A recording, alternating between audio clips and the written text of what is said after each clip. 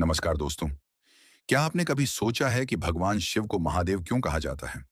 आखिर ऐसी कौन सी शक्ति है जो उन्हें सभी देवताओं से अलग बनाती है?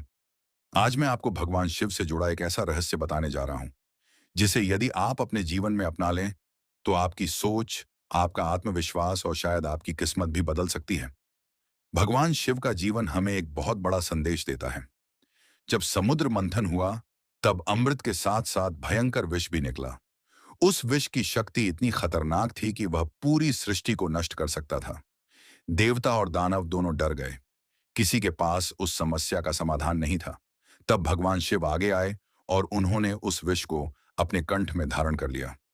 इसी कारण उन्हें नीलकंठ कहा जाता है। लेकिन क्या आपने कभी सोचा कि इस कहानी का हमारे जीवन से क्या संबंध है? दोस्तों, जीवन में भी हमें कई प्रकार के विष मिलते हैं। लोगों की आलोचना, असफलताएं, धोखा, नकारात्मक बातें, तनाव और दुख, ये सब हमारे जीवन के विष हैं। अधिकतर लोग इन परिस्थितियों से टूट जाते हैं, लेकिन भगवान शिव हमें सिखाते हैं कि इन विषयों को अपने भीतर संभालना सीखो। उन्हें अपने दिल और दिमाग पर हावी मत होने दो। शिव जी ने विष को निगला नहीं और न ही बाहर फैलाया। उन्होंने उसे अपने कंठ में रोक लिया। इसका अर्थ है कि जीवन की नकारात्मकताओं को अपने व्यक्तित्व का हिस्सा मत बनने दो।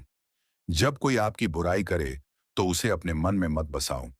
जब कोई आपको धोखा दे तो उससे सीखो, लेकिन नफरत मत पालो। जब असफलता मिले तो उसे अपनी पहचान मत बनने दो। यही भगवान शिव का सबसे बड़ा रहस्य है।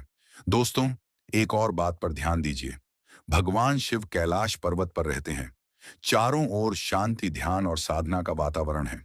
यह हमें बताता है कि जीवन में बाहरी शोर चाहे कितना भी हो, हमें अपने भीतर शांति खोजनी चाहिए।